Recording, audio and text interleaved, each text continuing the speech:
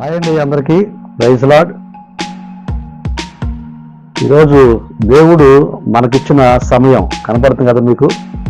బైబిల్లో ఒక మంచి మాట ఉంది, సమయమును పోనివ్వక సద్వినియోగం చేసుకుంటూ అజ్ఞానుల వలె కాక జ్ఞానుల వలె నడవమని దేవుని యొక్క వాక్యం మనకి సెలవిస్తుంది. దేవుడు మనకి చాలా సమయం ఇస్తాడు, ప్రతిదానికి సమయం కలదు అని కూడా బైబిల్లో ప్రసంగి చెప్తాడు. ఇచ్చిన సమయాన్ని మనం చక్కగా సద్వినియోగం చేసుకోవాలి. దేవుడు మనకి ఏ సమయం అయితే ఇస్తాడో ఆ సమయాన్ని సద్వినియోగం చేసుకోవాలి. నువ్వు ఏ స్థితిలో ఉన్నా, ఏ పరిస్థితుల్లో ఉన్నా, దేవుడు నీకు ఇచ్చిన అవకాశము, దేవుడు నీకు అనుగ్రహించిన సమయాన్ని మనం సద్వినియోగం చేసుకోవాలి. సమయాన్ని మనం పోనివ్వకూడదు.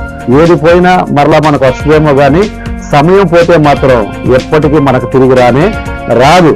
అందుకనే దేవుడు మనకు అనుగ్రహించిన ఆయుష్కాలమైన, దేవుడు మనకు అనుగ్రహించిన ఈ సమయంనైనా మనం చక్కగా ఏం చేయాలి?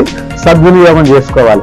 ఇలాగ మనం సద్వినియోగం చేసుకోకపోతే మన సమయం ఏమైపోద్దంటే ఇలాగా మన సమయము పాడైపోద్ది, ఎందుకు ఉపయోగం లేకుండా ఎగిరిపోతూ ఉంటది. అందుకని దేవుడు మనకు అనుగ్రహించిన చక్కని సమయాన్ని సద్వినియోగం చేసుకుందాం.